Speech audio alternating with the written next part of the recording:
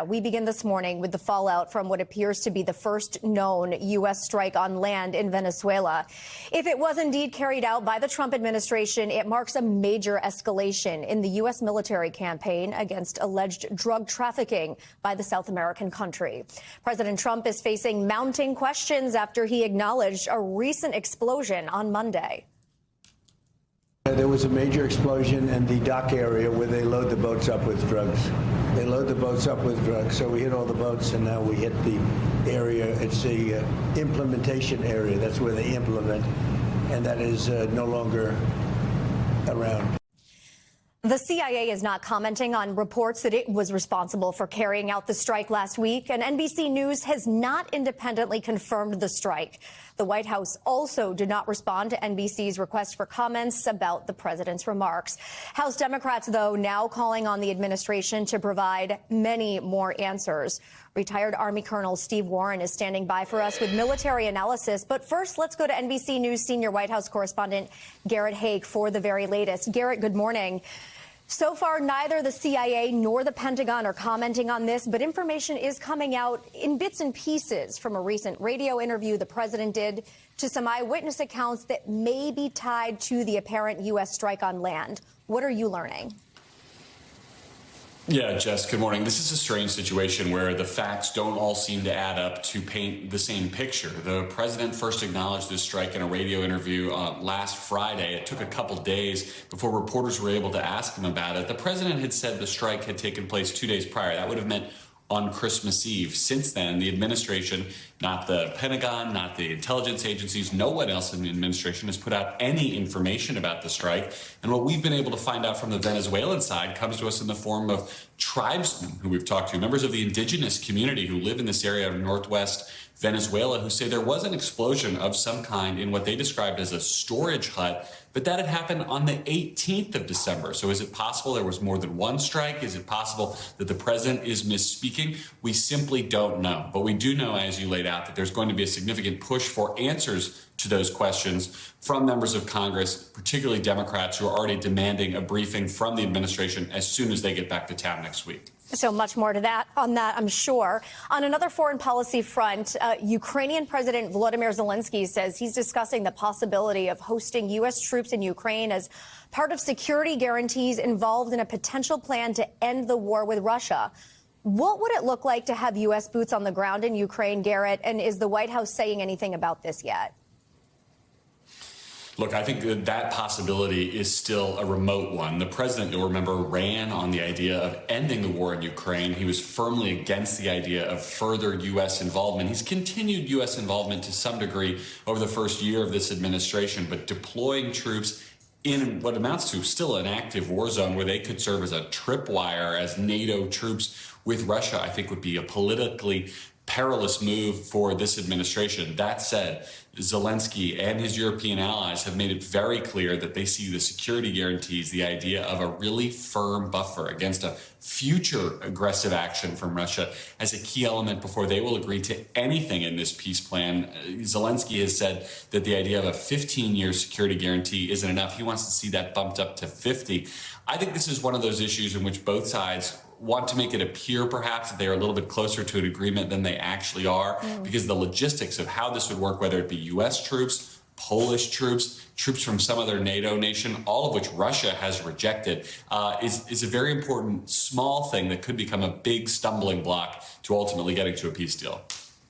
Garrett, before we let you go, we know the rhetoric between the Trump administration and the Iranian regime has been heating up all week. Following his meeting with Israeli Prime Minister Netanyahu on Monday, President Trump threatened to take military action against Iran if the country attempts to build weapons or restart its nuclear program. And of course, it comes amid several days of mass protests in Iran over inflation and plummeting value of its local currency. Yesterday, we know the U.S. announced new sanctions. What are those details? Yeah, this is interesting because there's actually a nexus to Venezuela here among the various Iranian individuals and companies sanctioned here, all of which work in their, what you would call their traditional weapons industry, right? Not in their nuclear program, but things like technologies that are important to making ballistic missiles and particularly to drone manufacture. Iran makes what are sold in much of the rest of the world, these cheap fairly reliable, effective military drones. They were selling those to Venezuela. That country, those individuals are now under U.S. sanctions as the U.S. basically tries to squeeze both of these governments, which are allied to a certain extent. The Iranian economy is in tough shape. Obviously, their administration there has been trying to project power and authority and the idea that they will build back the military programs there that were so badly degraded in the 12-day war with Israel that also ultimately included the United States. This sort of dual pressure campaign, I think, serves a domestic political purpose for President Trump to look like he is sort of projecting toughness and strength against these enemies, and also has that kind of knock-on effect of squeezing the Maduro regime in Venezuela still further. Garrett Haake, thanks so much this morning. For more now, we want to bring in NBC News military analyst, retired Army Colonel Steve Warren. He's also a former Pentagon spokesperson. Colonel, thanks so much for joining me today. Let's start with the recent actions in Venezuela. If an attack was carried out by the United States, it would certainly represent an escalation. Obviously, Congress wants answers. So can you explain, when it comes to oversight, what would the difference be if the CIA carried out the strike versus a branch of the military? Jess, there's a significant difference, and that difference is the president is not required under the War Powers Act to notify Congress of a covert action such as what may have taken place here in Venezuela. If it's an overt action conducted by the United States military, there are requirements for the president to inform Congress. For these covert actions, it's really more custom. It's more congressional relations. The president, presidents have wanted to keep up good relations with Congress and would therefore notify very certain senior members of Congress ahead of operations like this. This keeps Congress on board, allows funding to continue to flow, et cetera, et cetera. In this case, the president has not yet done that, and there really is no requirement for him to do so. Colonel, I want to get your reaction to the comments from Ukrainian President Volodymyr Zelensky about the security guarantees that he is seeking. How do you think a U.S. troop deployment to Ukraine would impact the war with Russia? And do you think that's even realistic? Well, it would have an amazing impact, and it would potentially, change the entire dynamic there on the ground. To answer your more important question, is it realistic? Probably doubtful at best. This would be a massive undertaking to put the number of troops in Ukraine that would be required to maintain peace. It would be a massive, massive undertaking, multiple thousands of troops, all of the logistics that goes with it. This would be a lot. Additionally, you're now putting American forces and Russian forces potential in a situation where there could potentially be conflict, miscalculation, mistakes. Very, very high risk operation that would take a tremendous amount of effort at extraordinary cost. Colonel, on the last day of the year, we like to reflect on what has gone on. President Trump took office pledging to end U.S. involvement in foreign conflicts. In fact, he's branded himself as a peacemaker. I'm wondering if you have any end-of-year takeaways about the state of those efforts and what position now the U.S. enters in 2026 when it comes to foreign policy. Yeah, it's an amazing sort of two sides of the coin, right? The president is claiming credit for having ended as many as 8 wars. That's debatable, but that's the credit that he claims. Simultaneously, for the first time ever, we've bombed multiple nations that we've never bombed before: Iran, Venezuela, et cetera. We've continued bombings in other places like Syria and across the Middle East.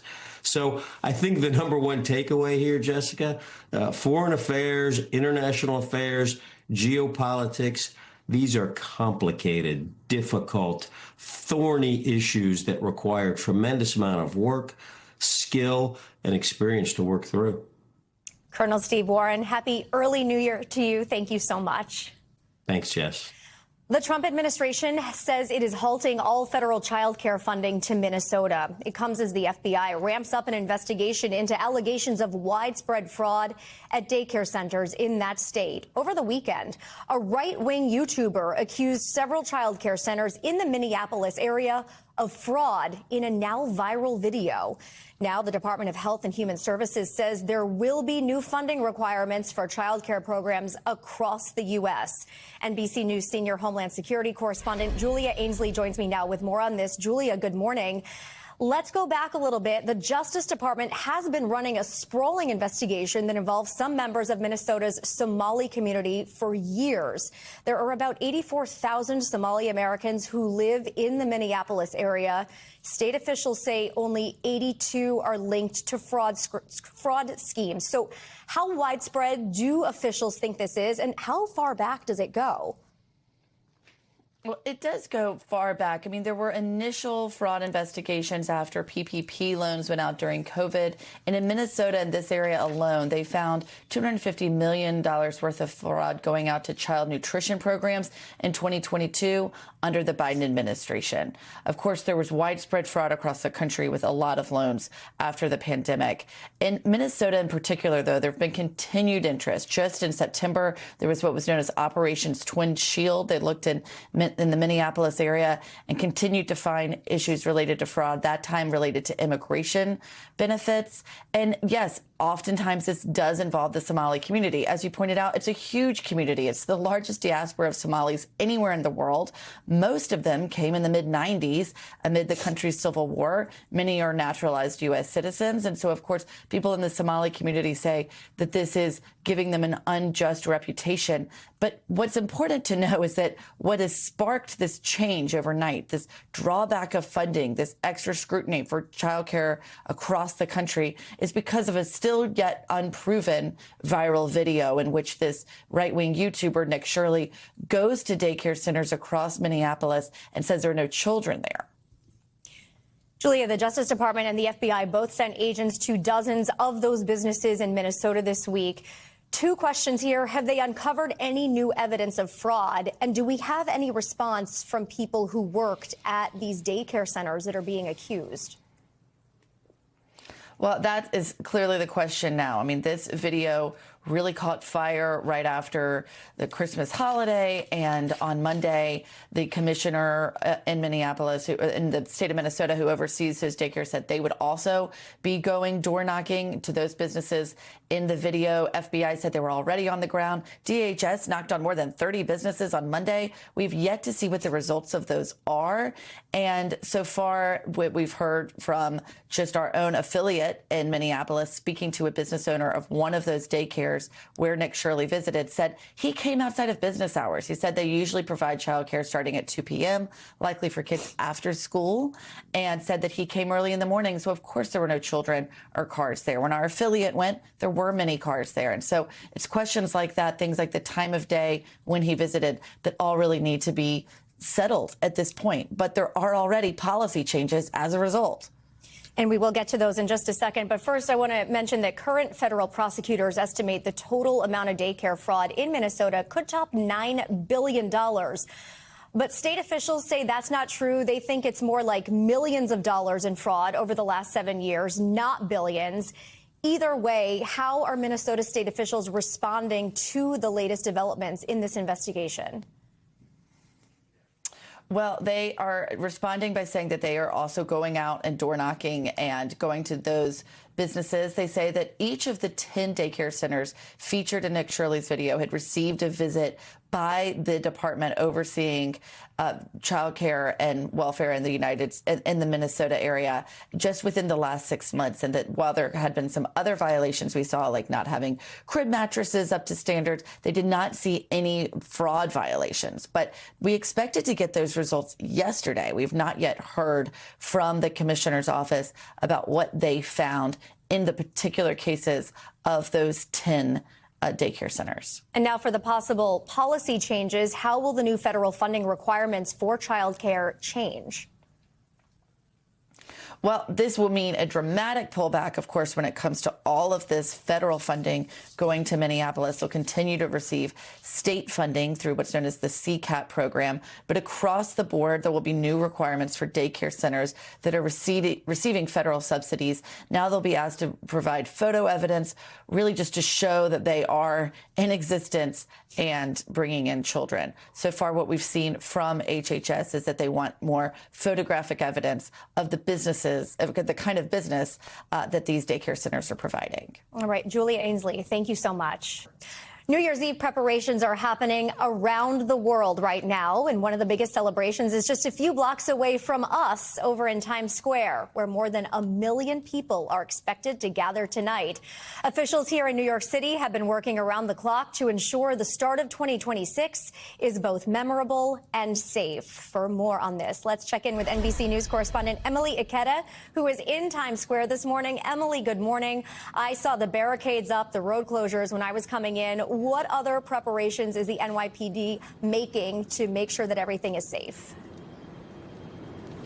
Well, a lot, and on all levels. Local, state, and federal authorities are already on the ground. This is an event that they prepare for all year. The NYPD calling it its biggest event of the year. A new ball will help welcome in the new year. We will watch the 12,000-pound Constellation ball drop just behind me. And while some 1 million people, like you mentioned, are expected to pack into Times Square here to watch the celebrations, the NYPD will be watching the crowd with even more officers this year to make sure everything goes safely and smoothly. In addition to the elevated numbers of officers, there will be a presence both on the ground and in the sky. You might even be able to hear the whirring of helicopters overhead. There will be drones, dogs, specific pickpocket teams patrolling the crowd to reduce crime and any criminal activity. There will be specialized teams and heavily armored units. You mentioned already the number of barricades and road closures, massive equipment and trucks as well. The NYPD says at this time there is no specific credible threat to this event, but of course they are handling it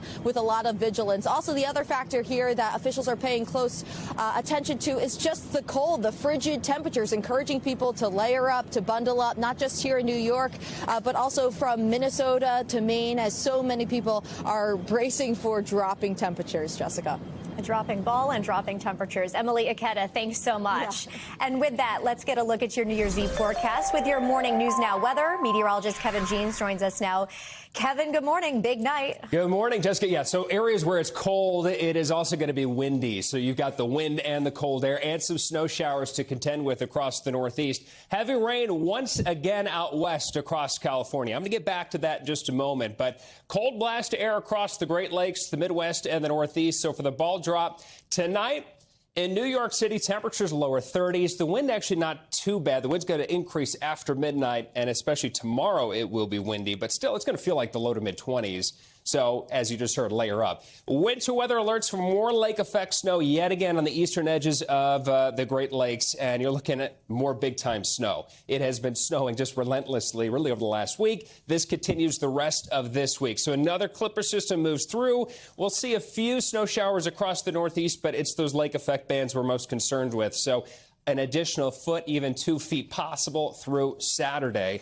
Then we look out west again. More flood watches across Southern California, and this could be one of the rainiest New Year's days in over 90 years for Los Angeles. This is coming from the south, too, so even the snow elevation's above 8,500 feet. So a lot of rain, flash flooding possible, even a low-end risk of a weak spin-up or an isolated tornado across Southern California and coastal Southern California. That'll be overnight and into tomorrow morning. So rain totals could see 3+ inches, especially on the southward facing slopes.